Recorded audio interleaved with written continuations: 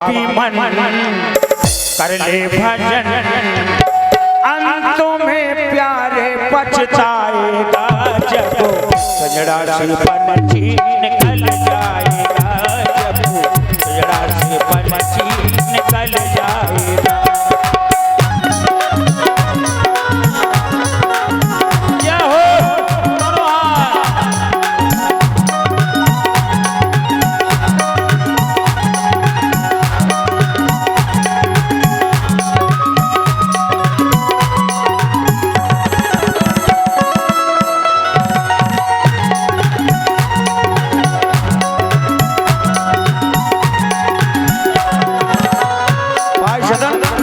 ऐसे काम नहीं चल रहे, कथा आज ये सफल हो रही, बैठे बैठे काम चल रहे। ओ पापी मन कर ले भजन अंतों में प्यारे पछताएगा, जब चूनों से पिंड निकल जाएगा, जब सजड़ा से पंछी निकल जाएगा।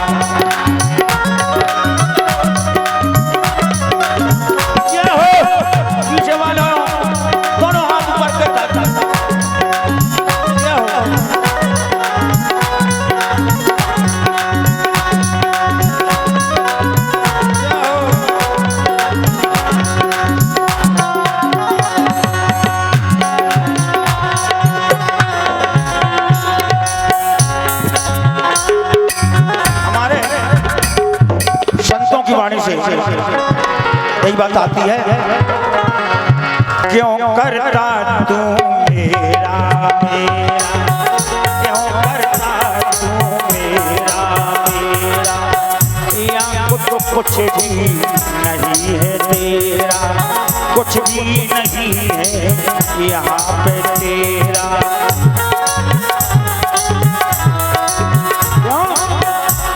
और खाली हाथ आया बंदे खाली हाथ जाएगा,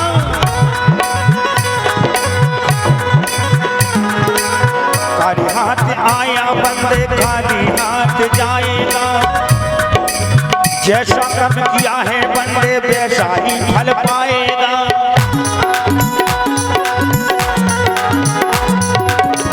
अंतों में प्यारे पछताएगा, जब सजड़ा से पंछी निकल जाएगा, जब सजड़ा से पंछी निकल जाएगा।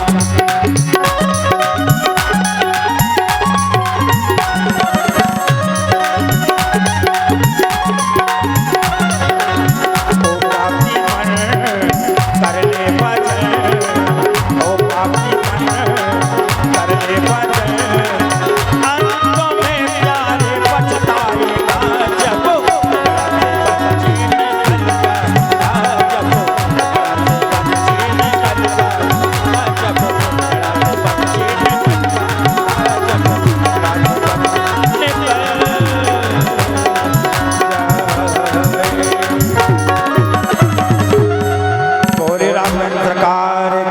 जब यहाँ महाराज से महारानी कह रही है, महाराज ने कहा कि झूठ हमें दोष नहीं दे हो, और दोई के चार मांग मखले हो, लग गुलरी तो सदा चली आई, प्राण जाए पर बचन न जाए। राजा ने हंस करके कहा, मैं तुम्हारा मर्म समझ गया हूँ, तुमने उन बरों को धरोहर रख दिया था, आज तक मांगा नहीं, और मेरे भूलने का स्वभाव होकर के मुझे वह ज्ञात नहीं रहा। मुझे झूठा मत बनाओ, दोष मत दो, रघुकुल की रीति सदा से चली आई है, प्राण भले के न जाए पर वचन न खाली जाता है। बोले देना चाहते हो तो सुनो महाराज,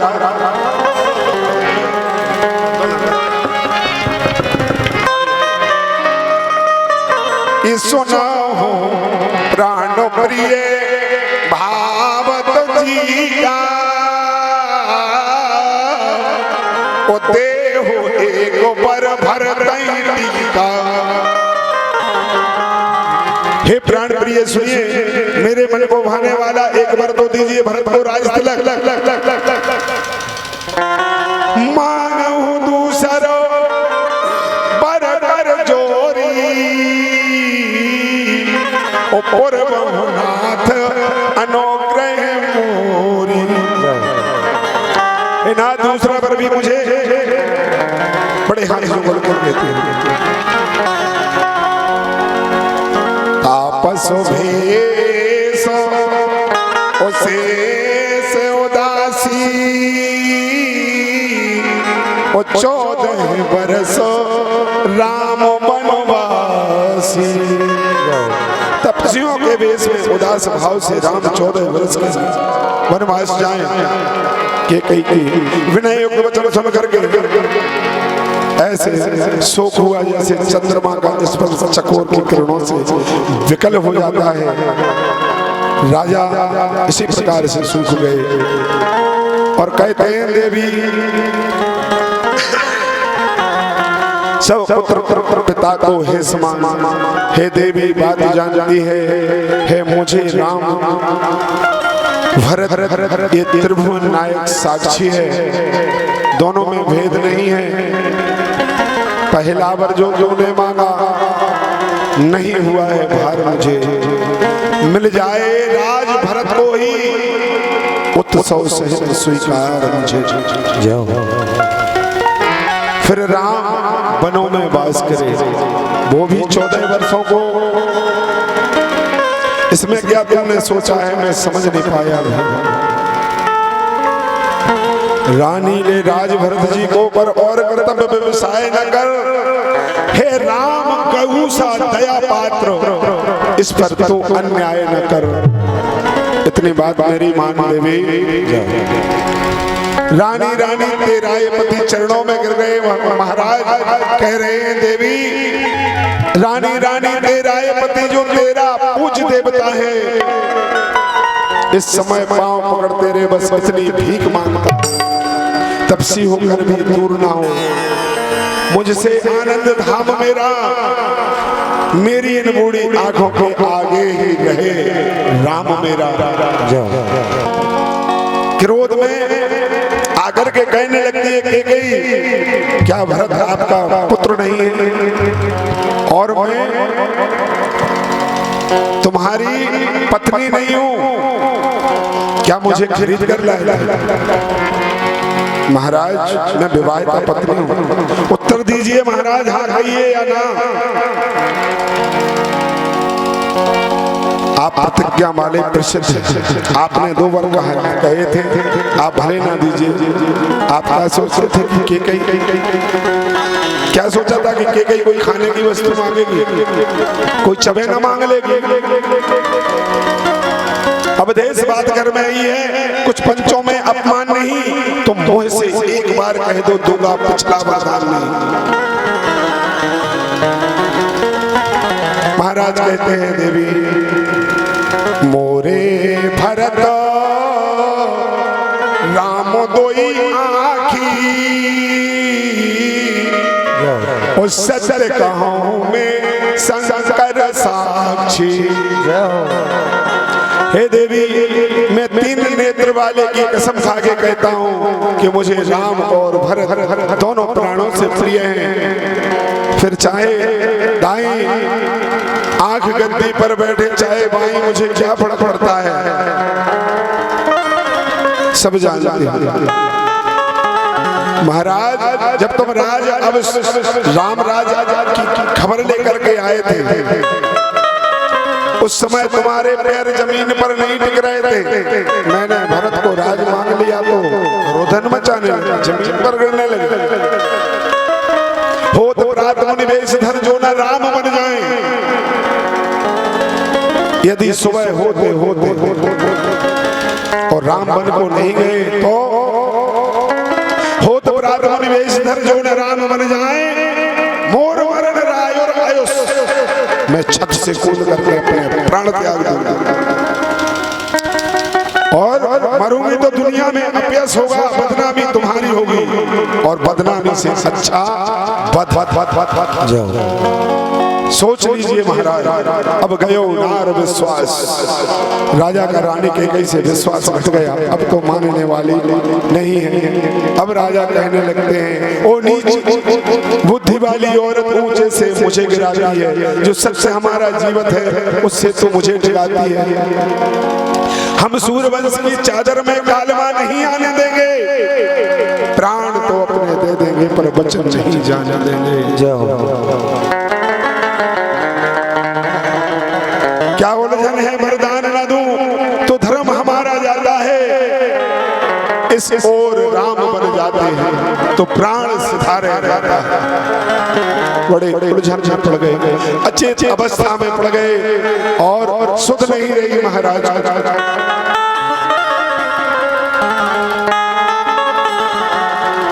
तुरंत ही दासी दौड़ती गई भगवान राम के पास।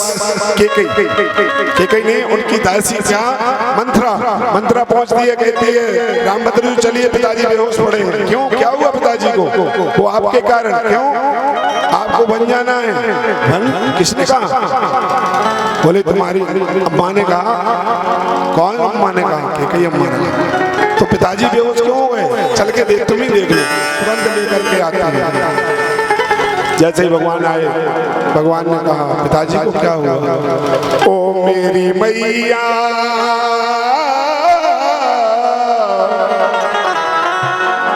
ओ मेरी मैया, बता दो मेरा दोष,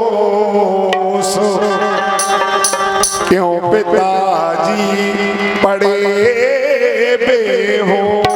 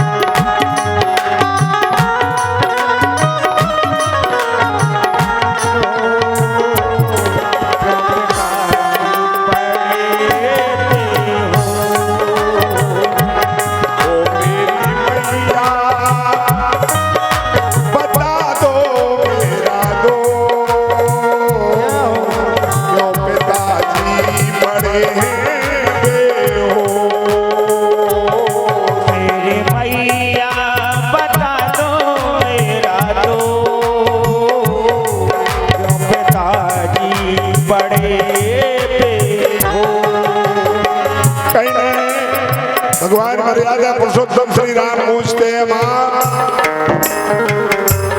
पिता पिता क्या हुआ तुम्हें, सीए मूर्छा छाई। पिता पिता क्या हुआ तुम्हें, क्या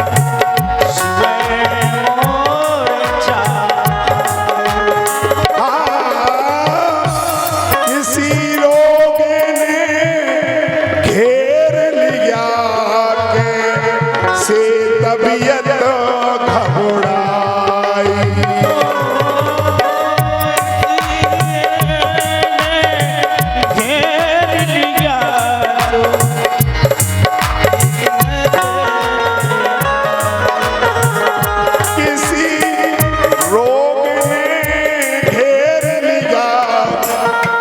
कैसे तबीयत घबराई मेरी मैया, बता दो मेरा दोस्त, क्यों पिताजी पड़े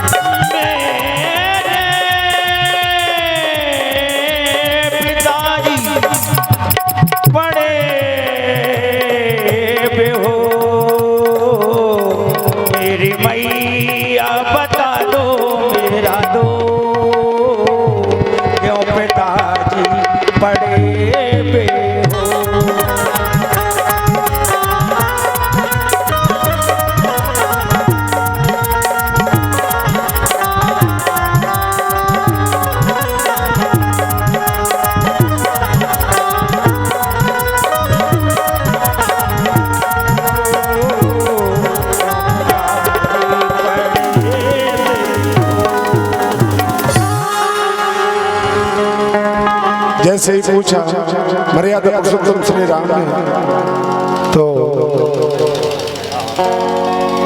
के मैया कहने लगती है राम तुम्हारे ही कारण तुम्हारे पिताजी बेहोश पड़े हुए। क्यों? मैंने 2 वर मांगे। वो कौन से वर मैया? तापस वेश से सुदासी 14 वर्ष राम वनवासी। बेटा राम तुमको 14 वर्ष के लिए वनवास मांग लिया मैंने। महाराज मूर्छित हो गए। भगवान मुस्कुरा जाते हैं, मैया ये तो तुमने बहुत अच्छा किया, अब मेरा भैया भरत राजा बनेगा, मुझे बहुत खुशी होगी इस बात की। मां मैं बन जाने के लिए तैयार हूं। तुरंत ही उन्होंने दासी को बुलाया और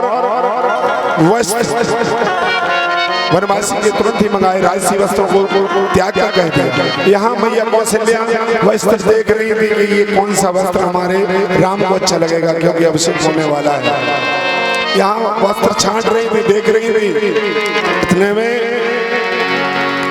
मुनि पट भूषण भाजन आनी, ओ आगे धर बोली मृदुबानी, निर्मय प्राण प्रिय तुम रघुवीरा, और शील स्नेह न छोड़े वीरा। तुम राजा के लिए प्रिय हो, इसलिए रानी कह रही है तुम तुरंत ही वनवासी का भेष बनाओ, मुनि का भेष बना करके और वन की ओर जाओ। भगवान ने तुरंत ही राजसी भेषों को त्यागना शुरू किया। मैया के पास जाते हैं, मां से आज्ञा ले आऊं। मैया कौशल्या से कहा भगवान ने, मां मुझे क्या तुम्हारी तो बेटा क्या कह रहे हो? बोले मुझे वनवास मिल गया। कौन ने किसने कहा वनवास मिल गया? मैं तो वस्त्र देख रही हूँ, तुम्हारा तो राज अभिषेक होने वाला है, राजा बनने वाले हो। नहीं माँ मैं राजा नहीं, अब मैं बन जा रहा हूँ 14 वर्ष के लिए। किसने कह दिया? बोले ये आज्ञा माँ केकई की है। माँ की आज्ञा सुन करके और मौन रह जाती है मैया कौशल्या। कहते हैं बेटा जाओ जाओ, अगर पिताजी कहे होते तो हम समझा लेते, पिताजी को तुम वन में नहीं जाने देते। यदि माँ ने कहा है, केकई माँ ने कहा है, तो बेटा जाना पड़ेगा। जाओ। बोले माँ मुझे आशीर्वाद दो और जो भी गलती हुई हो उससे मैं क्षमा चाहता हूँ। क्या क्षमा करूँ और क्या तुम क्षमा चाहते हो? एक भूल हो तो मैं कह दूं माँ मुझसे क्या भूल हुई? अरे एक भूल नहीं बेटा, अनेकों भूलें हुई। अभी तक क्यों नहीं बताया? आज बता रही हूँ। क्या बताया मैया कौशल्या ने? बेटा राम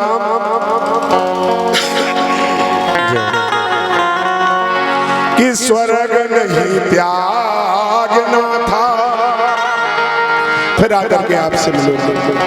ए मैया रे मैया बन को जाऊं मैया, मैया रे मैया बन को जाऊं मैया। ओ मैया रे मैया बन को जाऊं मैया, मैया रे मैया बन को जाऊं मैया। राज करेगा मेरो भरत जैसो भैया। अरे मैया रे मैया बन को जाऊं मैया।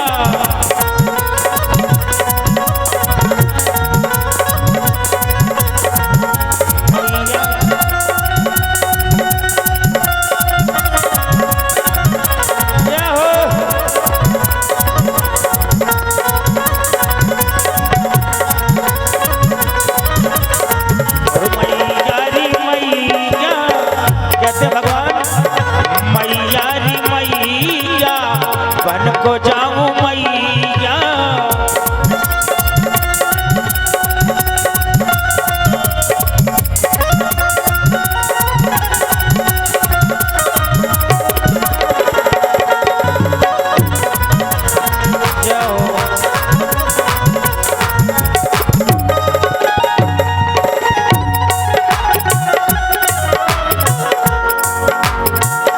कहते हैं भगवान ले ले रे मैया अपने हीरो रे कुंडलो, तोरी मैया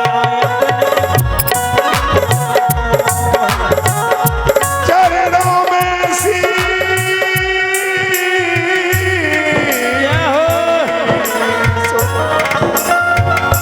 चरणों में शीशो झुकाऊं रे मैया। अरे मैया रे मैया बन को जाऊं मैया। मैया रे मैया बन को जाऊं मैया। राज करेगो मेरो भरत जैसो भैया।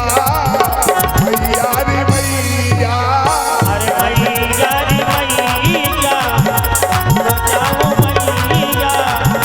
मैया रे मैया बन को जाऊं।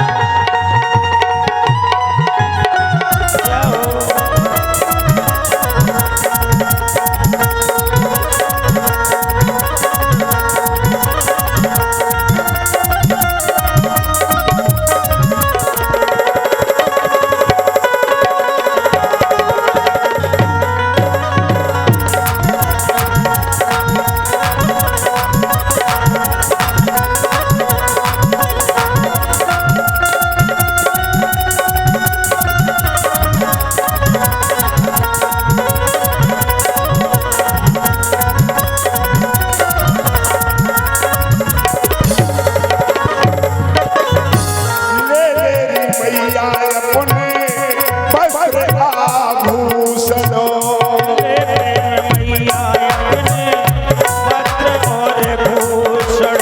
वस्त्रों को त्याग दिया राजसी और बनवासी का भेष बना लेते हैं भगवान।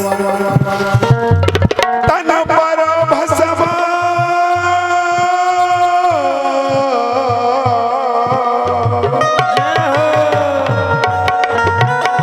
तन पर भस्म रमाऊं रे मैया।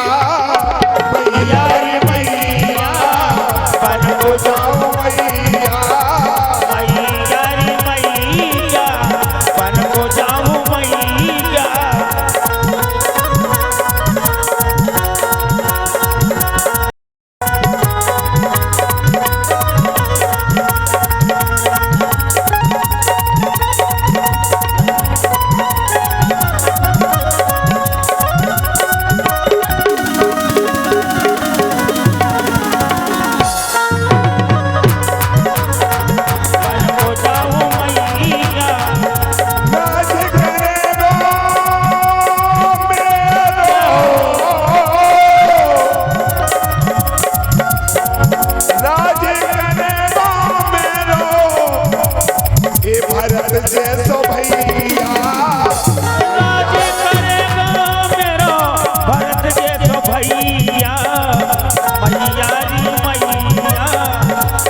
जाऊं मैया।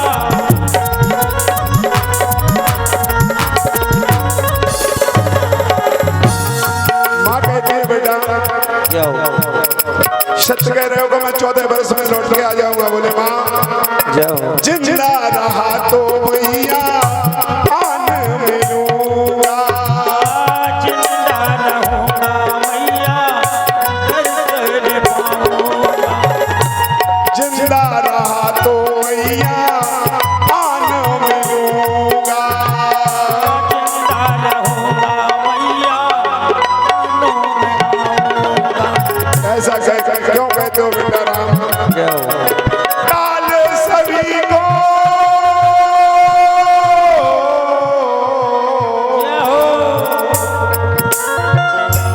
काल सभी को तारी मैया मैया रे मैया मन को जाओ मैया। मैया रे मैया बन को जाऊं मैया।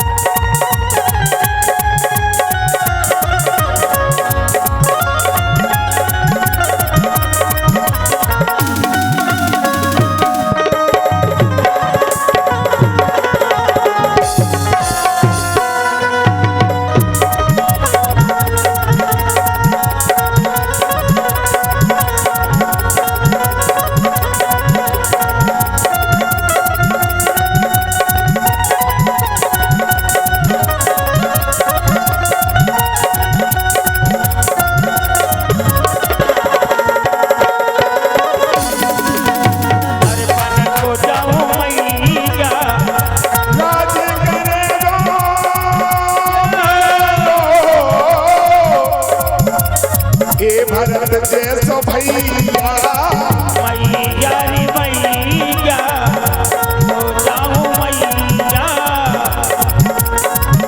राज करेगा अरे भरत जैसो भैया मैया रे मैया बन को जाऊं मैया।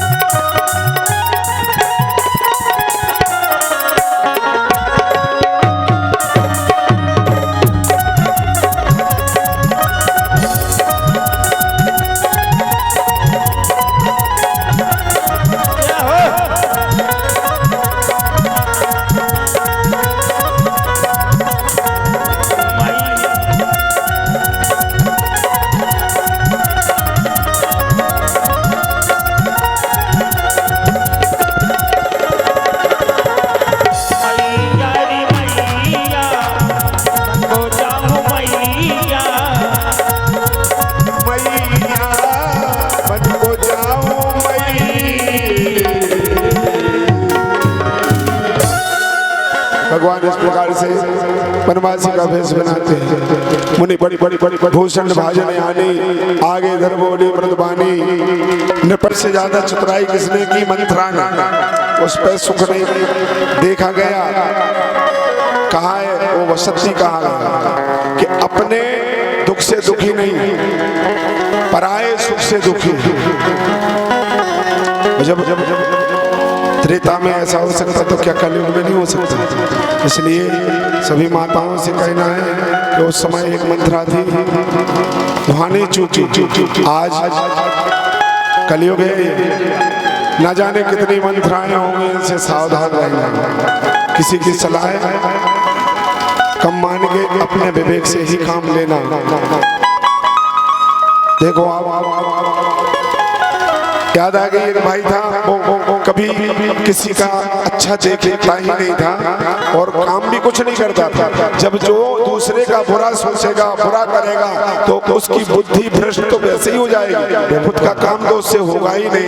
एक दिन घर में लड़ाई होने लगी कि काम कुछ करते नहीं हो, दिन भर तुम्हें खाना है और सोना है, तो क्या करो? तो बोले कुछ कमाओ दो, कुछ करो दो। बोले हम कुछ नहीं कर पाएंगे। बोले तुम दूसरे का बुराई बुरा देखते रहते हो, तो क्या करूं? मैं निकल जाता हूं घर से। अब बोले भले जाना है तो जाओ, पर किसी का बुरा मत करो। इस प्रकार से घर में समझाया उसको, तो उसने कहा ठीक है आज हम निकल ही जाते हैं। उसने निर्णय कर लिया कि मैं आज जाऊंगा और लौट के भी नहीं आऊंगा। खाने में बड़ा चतुर था, ये भी नहीं सोचता था कि बच्चों के लिए कुछ बचाएं या नहीं बचाएं। जो भी घर में मिलता था वो सब खा जाता था और काम कुछ करता नहीं था। जब काम कुछ नहीं कर, घर में कंगाली आएगी। जब कुछ करेगा नहीं तो पैसा कहाँ से आएगा, धन कहाँ से आएगा, संपत्ति कैसे जुड़ेगी। उसने कहा मरना अच्छा है पर करना अच्छा नहीं। मैं किसी का अच्छा देख ही नहीं सकता था। उसने मरने की ठान ली और खाया, और खा के जो भी घर में रखा था तो एक वस्त्र में बांध लिया और बांध करके और ट्रेन की पटरी पे लेट जाता है और तकिया बना लेता खाएगा रोटियों का। वहां पर संत की कृपा हुई, उसने देखा कि भाई ये क्या कर रहा है, इसको उठाओ उधर से। और भी भाई लोग जुड़ गए, उन्होंने रोका, बोले मुझे मरना है। क्यों मरना है, हमसे कुछ काम नहीं होता है। अरे भाई काम नहीं होता है। संत ने कहा तो माला चला सकते हो, बोले माला भी नहीं टार सकता।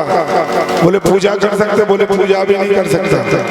बोले तुम मंदिर की पहरेदारी कर सकते हैं, बोले हाँ इतना तो हम कर लेंगे, काम नहीं होगा पर हमसे कुछ। बोले तो आओ मरना कैंसिल करो, तुम मेरे मंदिर पे रहो, घर में तुम्हारी व्यवस्था में संभाल लूंगा। यहाँ से जितना भी सीधा सामान घर में लगता हो मैं दे दिया करूंगा, तुम मेरे मंदिर में रहो। संत की कृपा हुई, वो उठ गया।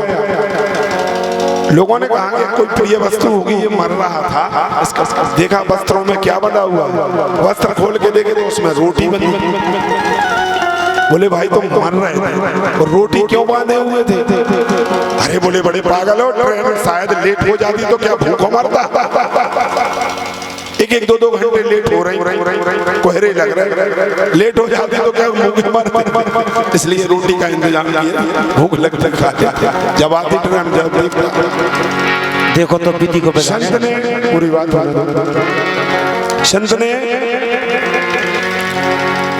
मंदिर में रख लिया और घर में पूछा कितने बच्चे हैं, कौन कौन घर में, उसने सब गिनती करा। बोले इनका भरण पोषण, बोले वो तो कर लेंगे। बोले नहीं। चेला को भेज करके वो हर हफ्ते का सामान वो संत जी उसके घर पहुंचा। संत जी ने कहा कि ये संघ देवता है। बोले अब मैं यहाँ नहीं रहूंगा। बोले क्यों? बोले नहीं यहाँ नहीं रहूंगा, जा रहा हूँ। बोले जा रहे हो तो ठीक है जाओ, घर ही तो जाओगे। बोले घर ही जाऊंगा। अब ये लड़के संत से और घर आ गया। संत ने भेंट दी, शंख को शंख दे दिया है, कहा तुम्हारे पास जब कुछ ना हो तो शंख देवता से तुम मांग लेना, जो मांगोगे वो तुम्हें मिलेगा, उससे दूना पड़ोसी को मिलेगा। अरे बोले पड़ोसी के दुख से तो हम दुखी थे, हम पड़ोसी को तो सुखी देख ही नहीं सकते, हमें नहीं चाहिए। बोले मैंने तो वरदान दे दिया,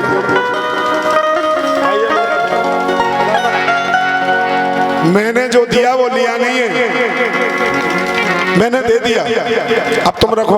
बोले ठीक है हम रख लेते हैं, कभी जीवन में मांगेंगे नहीं। जब जब जब जब हमें आधा मिलेगा और पड़ोसी को दुगना, हम पड़ोसी का कभी भला देख ही नहीं सकते। आया घर पे आया और कहने लगा कि ये लो ये शंख देवता हैं, इनसे कभी कुछ मांगना नहीं। बोले ठीक है। राशन मंदिर से आ रहा था, मंदिर जब ये भागे आया तो एक हफ्ते ही राशन आया, फिर पंडित जी ने भी राशन देना बंद कर दिया। अब घर में कुछ नहीं खाने के लिए, फिर लाले के पाड़े पड़ गए, फिर लड़ाई शुरू, तो उसने फिर चल दिया। बोले अब नहीं आऊंगा। महीने 2 महीने उसने समय व्यतीत किया, बड़ी मुश्किल से उन्होंने घर का भरण पोषण किया, बच्चों का भरण पोषण किया। इसके बाद में पत्नी को उनकी ध्यान आ गया, वो कहने लगी, सोचने लगी कि उन्होंने ये कहा था कि ये शंख देवता हैं, इनसे कभी कुछ मांगना नहीं, शायद ये कुछ देते होंगे, मांग के देखो।